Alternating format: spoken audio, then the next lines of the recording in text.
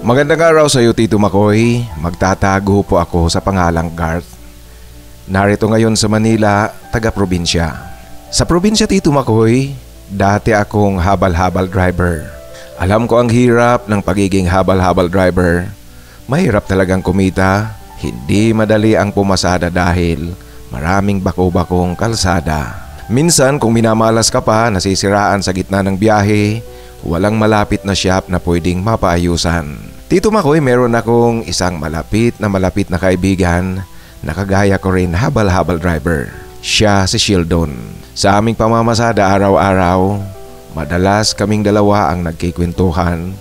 Kung hindi pa nasa biyahe, naghihintay ng pasahero.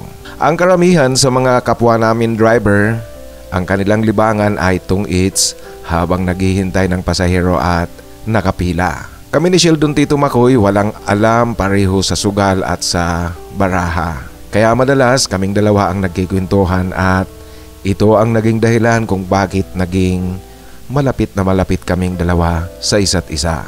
Sa dami ng mga naghahabal-habal, alam nyo na po sa probinsya hindi kagaya dito sa Manila.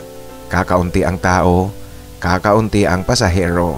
Lalong-lalo na sa mga malalayong nayon. Kaya naman minsan nga merong araw na pwedeng sabihin nating bukya kung tutuusin ang pamamasada. May mga pagkakataon pa, Tito Makoy, na ang isa sa amin hindi makapasada kasi nga kung sira ang motorsiklo. Ngayon dahil sa magkaibigan kami nitong si Sheldon, nagpapahiraman kami ng kaunti kung sino ang nangangailangan. Pareho kami, Tito Makoy, mga bata pa, may mga pangarap, gustong makatulong sa magulang at kapatid. Pareho kasi kami panganay sa magkakapatid, Tito Makoy. Mahirap lang kaya hindi kami nakapagpatuloy ng college noong magtapos kami ng high school. Kapwa kami ni Sheldon nangangarap na magkaroon ng sariling motorsiklo. Mas maigi yon kasi hindi kami nagbaboundary. Kaya kinakailangang doble talaga ang pagsisikap para makaipon. May mga panahon naman, Tito Makoy, na medyo maganda ang aming kita sa pamamasada. Maraming pasahero. Kaming dalawa ni Sheldon nagbubunyi. Nagiinuman kaming dalawa. Isang buti lang ng gin, tapos merong mani o kaya chippy sa tindahan. Masayang masaya na kami niyan pareho. Basta, Tito Makoy, ang lalim ng aming pagkakaintindihan at samahan, higit pa sa magkapatid. Wala kaming lihim sa isa't isa. Bukas na libro ang buhay namin sa bawat isa. Isang araw, Tito Makoy, nakapagdesisyon ako na makipagsapalaran dito sa Manila. Ito'y dahil nga sa sitwasyon na ang hanap buhay namin sa probinsya mahirap talaga. Matutupad namin ang aming pangarap at ang aming hangaring makabili ng sariling motorsiklo kung magkakaroon kami ng permanenteng hanap buhay. Kaya, Tito Makoy, nakapagdesisyon ako na makipagsapalaran dito sa Manila.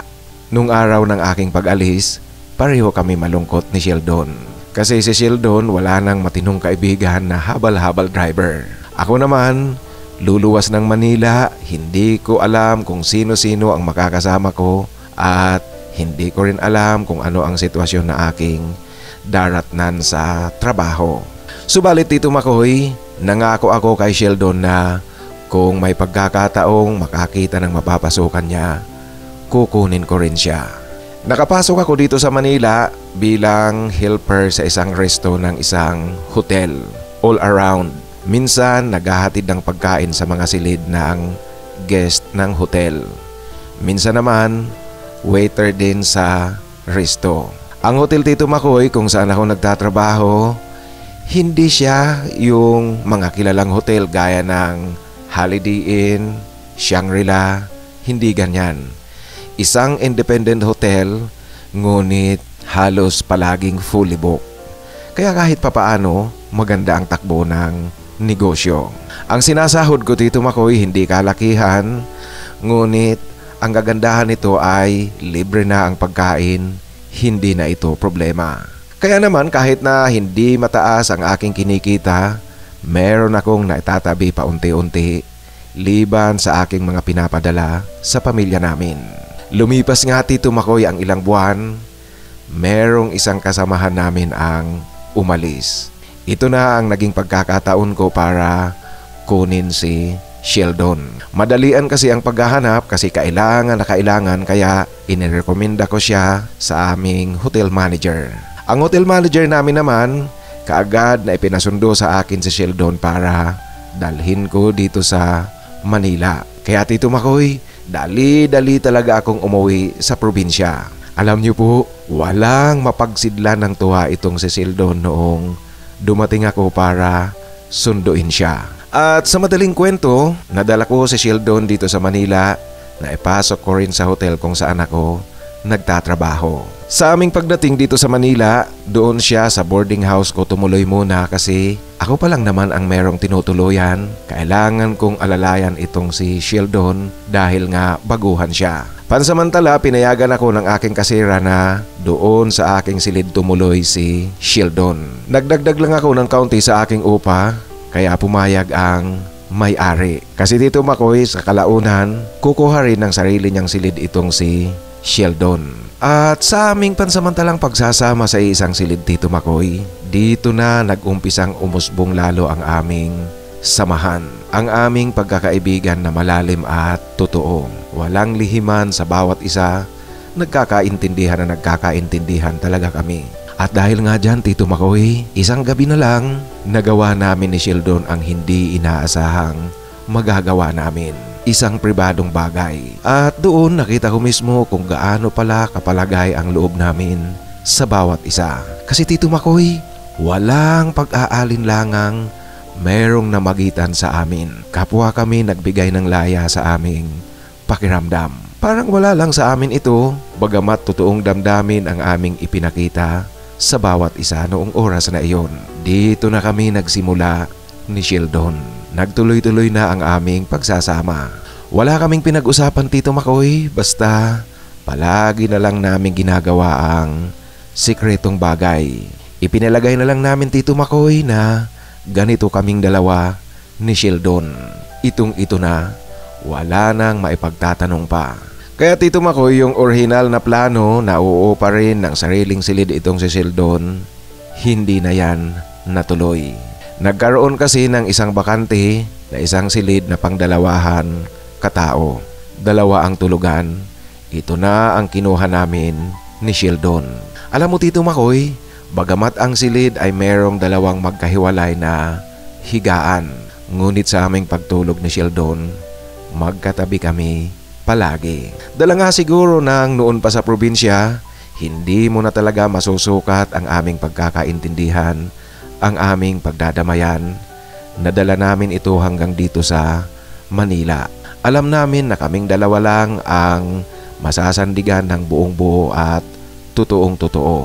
Kaya Tito Makoy, sa aming relasyon, sa aming samahan, wala yung tradisyon at normal na tanungan at sagutan. Yung, mahal mo ba ako? Oo, mahal din kita. Walang ganyan Tito Makoy. Wala nga kaming binibitawang salita tungkol sa aming relasyon. Tila Tito Makoy, ang aming matagal ng samahan ang naging ugat at pundasyon ng nangyayari sa amin. Wala nang mga salita pang kinakailangan. Naging normal na sa amin ang aming ginagawa. Walang intro, walang kung ano-ano pa, basta ginagawa namin ito ng kusa. At hanggang ngayon Tito Makoy, ilang taon na rin kaming magkasama pa rin, pareho hindi nanliligaw. Alam nyo po, nagiging tampunan na nga kami ng panunukso ng aming mga katrabaho. Alam mo na Tito Makoy, yung mga panunuksong, sino ba talaga sa inyong dalawa? Magkasama sa isang tirahan, pareho walang syota. Best of friends? Baka naman, sa pagtulog nyo, magkatabi pa kayong dalawa. Ganyan na ganyan Tito Makoy, ang mga tawang tinatanggap namin ni Sheldon, buhat sa panunukso ng aming mga katrabaho. Subalit, hindi kami pikon, tinatawanan lang namin ang mga ganitong biro at panunukso ng aming mga kasamahan. Sa likod ng aming magandang samahan at sitwasyon ngayon, hindi pa rin namin inaalis ni Sheldon ang aming planong mag-iipon, bibili ng motorsiklo, uuwi sa probinsya at doon didiskarte. Sa kasalukuyan, pareho kami meron ng mga kaunting naipon. Isang gabi nga pala Tito Makoy, Minsan hindi sinasadya na pag-usapan naming dalawa ni Sheldon ang aming sitwasyon. Ewan ko ba? Hindi ko alam, basta masaya ako sa ating samahan. Iyan ang wika ko kay Sheldon. Ganoon din ang kanyang sinabi sa akin, Tito Makoy. Huwag na nga nating isipin yan, basta sumabay na lang tayo at harapin natin ang agos ng panahon at sitwasyon, ang pagkakataon. Yan, Tito Makoy, ang sabi ni Sheldon para matapos na ang aming usapan at matulog na kaming dalawa. Sa ngayon, alam namin na merong malaking hamon kaming haharapin ni Sheldon. Ngunit Tito Makoy, kung sakaling dumating man kami sa oras na kinakailangan naming maghiwalay ng landas, gaya ng maisip naming mag-asawa, bumukod ng sariling pamilya, nagkakasundo kami rito na walang hadlang. Wala talagang hadlang, Tito Makoy. Kaya hindi rin namin na isasantabi ang posibilidad na pareho kaming dalawa mag-aasawa. Yun nga lang, Tito Makoy, kung kailan yan, pareho namin hindi alam ni Sheldon. Sa pagpapatuloy, Tito Makoy, ng aming mga plano sa darating na araw, kapwa plano namin ni Sheldon na bumalik sa probinsya. At pagbalik namin doon, ako, Tito Makoy, bibili ng motorsiklo, lalagyan ko ng sidecar. Ang plano ko, mag-buy and sell ng isda buhat sa farm. Ibabagsak ko ito sa mga nagtitinda ng isda sa lungsod. Si Sheldon naman, ganoon din ang kanyang plano, ngunit ang kanya naman ay mga gulay at prutas. Tito Makoy, kung forever man ang namamagitan sa amin ngayon, hindi ko pa masasabi. Basta kung sakasakali kung anuman ang dumating sa amin, pareho namin ito haharapin ni Sheldon. Ang aming lihim na relasyon ngayon, ang aming matamis at magandang samahan, pagdating ng araw kung meron na kaming pamilya, masaya naming babalikan sa aming mga isipan ang aming napakagandang samahan. Hanggang dito na lang po, Tito Makoy, ang aking simpleng kwento. Salamat sa pagbabahagi mo dito sa iyong channel. Siya nga pala, Tito Makoy, ito ang pangalan ng hotel at lugar dito sa Manila kung saan ako nagtatrabaho. Ngunit Tito Makoy, huwag nyo na pong babanggitin pa sa iyong upload. Ang iyong tagapakinig, Garth.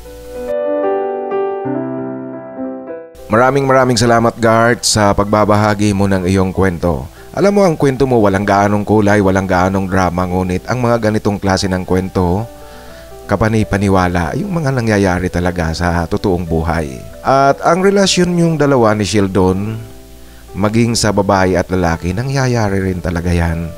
Yung mga dahil lang sa magkaibigan, magkasama araw-araw.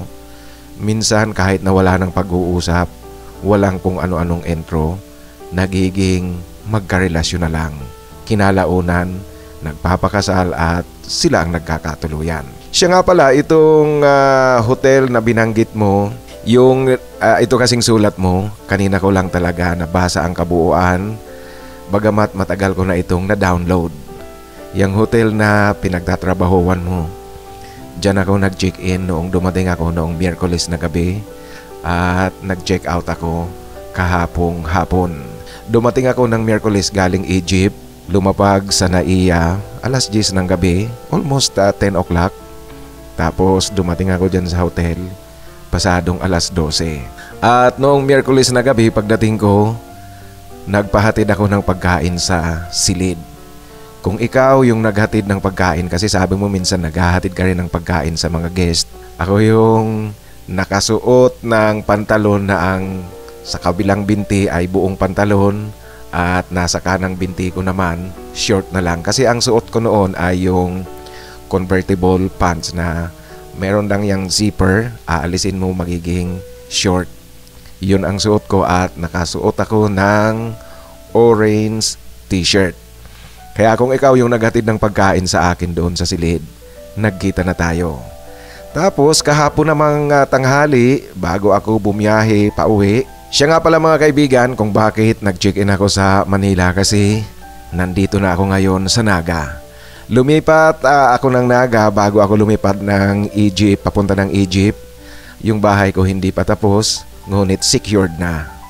Meron ng aircon, hindi pa tapos, meron ng mga kaunting gamit. Marami pang kinakailangang gawin.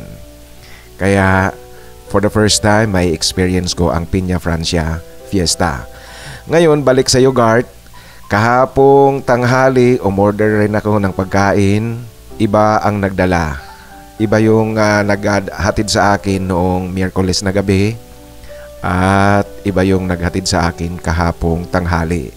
Kung isa ka doon sa dalawang iyon na naghatid sa akin, nagkita na tayo. Kahapon yung suot ko kahapon nang ihatid yung pagkain in order ko. Nakashort ako ng khaki at nakasandong kulay blue. Yun, kung isa ka sa dalawang naghatid sa akin ng pagkain, nagkita na tayo. Sa muli, maraming salamat sa pagbabahagi mo ng iyong kwento. Ituloy mo lang ang iyong pangarap, ituloy ang magandang plano sa hinaharap, patuloy na mag-ipon para makapagtatag ka ng sarili mong negosyo, sarili mong hanap buhay. Sa muli, maraming salamat sa pagbabahagi mo ng iyong kwento. Siya nga pala, meron akong good news din sa ating mga kasamahan dyan sa Saudi Arabia. Kung matuloy ang pagkakaroon namin ng kliyente dyan sa Saudi Arabia, sa Riyadh, for the first time biyahe ako ng Saudi Arabia. Baka sa katapusan ng Nobyembre o kaya December. Siya nga pala, pasensya na kayo, talagang hindi kaagad ako. Ito na ang pinakamatagal na hindi ako nakapag-upload kaagad. Kasi mahigit akong 1 linggo sa Egypt. At ang hindi ko pakaka-reply kaagad sa inyong mga comments. Alam nyo, nalulungkot ako sa ganyan. Masama ang loob ko sa hindi ko pakaka-reply ng inyong mga comments. Kasi alam nyo, yung pag-reply ko ng comments, iyan lang talaga ang aking paraan para ipakita ko kung gaano ako nagpapasalamat sa inyong suporta. Kaya nalulungkot akong hindi kaagad ako nakakapag-reply. Merong 3 uploads na hindi ko pa nare-replyan ang inyong mga comments. Ganoon pa man, talagang tanggapin nyo ang aking taos-puso at lubos-lubos na pasasalamat sa inyong walang sawang pakikinig at suporta. Ngayon mga kaibigan, sa ating shoutout kay Ryan Limorin. Nalulungkot siya doon sa kwento na yung diary ni Jericho. Nakakalungkot naman talaga. Maraming salamat at shout out sa iyo, Ryan Limorin. Shout out muli sa ating kasamahan na si CJ ng Chicago, Illinois, USA. Maraming salamat CJ sa tuloy-tuloy na pakikinig. At ang ating kasamahan naman sa Jeddah, Saudi Arabia, si Carlos Jaba. Ang sabi niya sa akin, kasi tinatanong ko siya kung ano ang tamang pagbigkas ng kanyang family name, Haba or Jaba raw, okay lang yan. Maraming salamat Carlos Jaba sa pakikinig at shout out sa inyong lahat dyan sa Jeddah, Saudi Arabia. Si Rodney Kirubin nagpapa-shout out, sana raw may forever. Rodney, kasama ka na sa Team B na hinahanapan natin ng forever. Sana nga lahat kayo, Team A at Team B, sumunod sa yapak ni Faustino Fabro at ni Edilon Nadoa. Yan ang aking hangarin. Yung mga hinahanapan natin ng forever, magkaroon talaga ng forever. At shout out din kay Top Gun 1968 ng Hawaii, USA. Naghahanap din ng forever. Ano, Ricky, isama na kaya kita sa hahanapan ng forever? Shout out sa iyo dyan sa Hawaii, USA, Ricky alias Top Gun 1968. Sabihin mo lang sa comment kung gusto mong isama na kita sa hanapan ng forever. At ang ating kasamahan sa New York, si Chris Concepcion, nagpapa-shout out rin. Shout out sa iyo Chris at maraming salamat. Nasa Big Apple ka pala Chris. Ingat palagi dyan at salamat sa pakikinig at suporta. Si Alan Remorquez, ang sabi niya rin, I hope makakuha din ako ng totoong right guy. Ano Alan, isama rin kita sa hinahanapan ng forever. Pakisulat mo lang sa comment kung gusto mong hanapan ng forever at isasama na kita sa mga hinahanapan natin. At shout out din sa ating kasamahan si Joe Makati. Maraming salamat Joe sa tuloy-tuloy na pakikinig. Shout out sa inyong lahat dyan sa Tati. At ang isa pang kasamahan natin, na nagpapa-shoutout si Florentino Jimenez ng Alcala, Pangasinan. Si Faustino Fabro andyan din sa Pangasinan. Pangasinan ba si Faustino Fabro o Ilocos? Parang Ilocos si Tino Fabro. Shoutout pala sa iyo Tino Fabro at Idilon, sa inyong dalawa. At muli, Florentino Jimenez ng Alcala, Pangasinan, maraming salamat. Shoutout sa iyo. At ang ating kasamahan, si Adon Vlogs ng Dubai, United Arab Emirates. Shoutout sa iyo Adon Vlogs. Ngayon mga kaibigan, sa ating Team A, ang babasahin ko ngayon, ang Team A, ang hinahanapan natin ng forever. Sa mga bago nating kasamahan, ngayon lang nakapakinig dito sa channel natin, ang mga babanggitin kong pangalan, naghahanap yan ng forever. Alvin Kalalang, shout out sa iyo, naghahanap ng forever. Dominador Patawaran, naghahanap ng forever, kaya shout out rin sa iyo. Paulo Laison, naghahanap ng forever. Jason Hanson, naghahanap ng forever. Julius Espiritu, naghahanap rin ng forever. Neil R, naghahanap ng forever, at si Victor Bueno. Yung mga binanggit kong pangalan mga kaibigan, uulitin ko: Alvin Kalalang, Dominador Patawaran, Paulo Laison, Jason Hanson, Julius Espiritu, Neil R, at Victor Bueno. Naghahanap sila ng forever na kaibigan, kasama habang buhay, kapartner, at kahit ano, basta forever. Sa muli, maraming salamat sa inyong lahat sa tuloy-tuloy na pakikinig at tuloy-tuloy nyo akong sinasamahan dito sa ating kwentuhan. Sa mga nais na magpa-shoutout, sa muli po, ipakisulat lang sa pinakahuling upload para siguradong mabasa ko yan. At sa mga nais namang magpadala ng kanilang kwento, ipadala lang sa aking email, titomarcos@yahoo.com at titomarcos@gmail.com. Maraming salamat po sa inyong lahat. Mabuhay kayo at sumain nyo sana ang biyaya at gabay ng nasa itaas.